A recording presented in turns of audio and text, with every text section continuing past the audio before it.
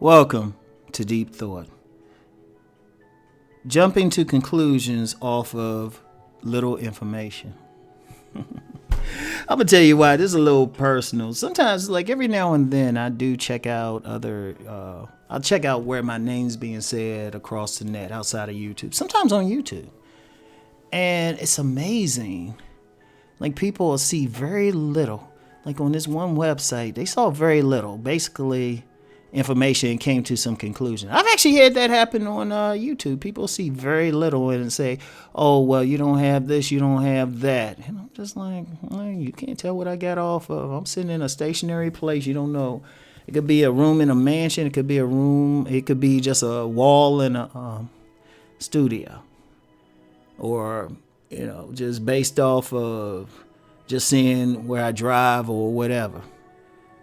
Because I get very little, but it's always funny. People assume, like the latest was, oh, he must be a sanitation worker or something, or a welder. And I'm like, welder saying that? First of all, welder, you wouldn't want to give me that blowtorch without some serious training. But it was like very little information. I think it's funny because you really can't read a lot. Now, I'm a person, I've actually taught how to read people. And I've always said, but I can only do it to about 70 to 80 degree of accuracy. But even then, all I could do is really read their general personality type. You can tell clues, but then if you say, well, how much does that person make? I'm like, What does that person do for a living? What type of home do they live in? I can just tell you the general personality type. And even then, that's not a conclusion. That's just a likelihood. I would have to get to know them to see how accurate I am. Like I said, I say 70 to 80. Usually I'm fairly accurate. Fairly. I'm usually in most cases. But I've still been fooled too. But I don't come to an ultimate conclusion because see, sometimes people will do that type of read and they'll say, oh, and they'll treat the person that particular way. It's like, no, you stay open. You stay open and look for more clues. But what you have is a lot of people, they make an assumption based off a little. Like they'll see, like I had a recent video on my women's channel kind of talking about it. They'll see you dressed a certain way and make an assumption about your class, your education, and everything. I'm like, all you can do, tell right there. You can tell their general personality if you're trained, and you got to be trained for it too. That's one thing. You can't just do it off a lay thing. You have to know because you have to know what the tells are and why the tells are. And there's a specific way. In fact, I think some federal agents, some profilers, they could, like some serious psychologists, like well-trained government profilers, they could probably tell you a lot. But with the level of training they got, you talking a doctoral level training. And even then they can't figure out everything. But a lot of times people come to a conclusion. Like they might see somebody with an expensive suit on an expensive car and automatically say, oh, they must be rich or something. It's like, no, they just have an expensive suit of car. They could be faking. They could be driving somebody else's car. I've known some people to do that. They might house sit for somebody, who got a rich place, and the person say, oh yeah, you can drive my car. Boom. They faking. I used that scenario in with in a seminar one time. I was like, no, all you do is see what they have right there. You can't tell everything because you don't know it. But you can't come to a conclusion. You could say, okay, that might be the case. Let me stay open. And I think it hurts a lot of people because then if they think they know the person, or they'll make the wrong assumption. And sometimes that can hurt them. Because I've seen, like in relationships, I talk about relationships. I've seen a lot of women do that.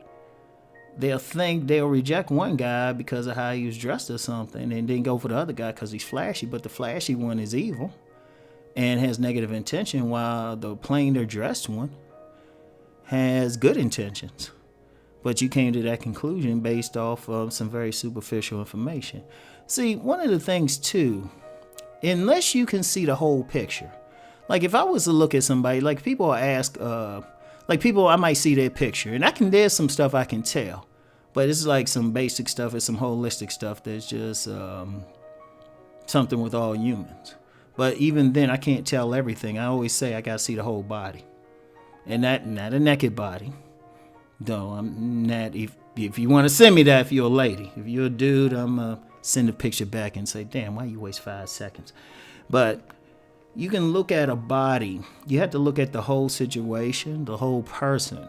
But then you also have to look at the context of where you're seeing them at.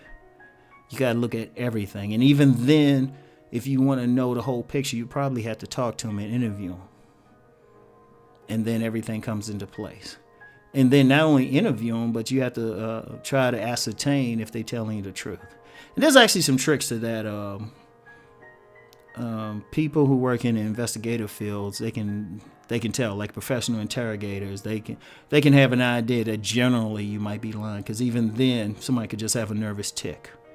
There's certain signs things they will do if they indicate they lying, and even then it could just be some nervous thing that they do. But that's one of the things. If you're looking at anyone, any situation, look at the whole picture. Like, okay, say you have a human being, a person, male or female. We'll say a female. She's acting real evil. Now, somebody not really looking at her, just looking off a little bit of stuff and say, oh, she's just a bitch. She's mean. But in order to really look at her, you got to look at her in that moment. What was going on? I'll give you an example. When I was still married, I was at a family event.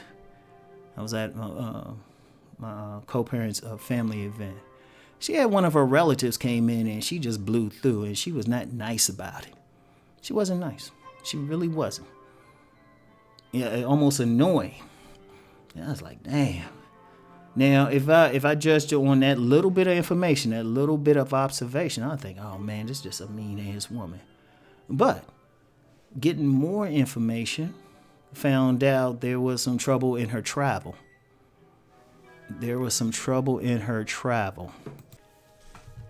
And talking with her later, it was all sorts of little things that happened. So when she finally showed up to the event, she was irritated as hell.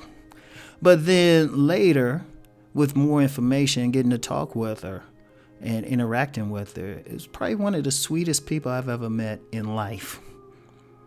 In life. When I say in life, she's just a sweet person, funny as hell too.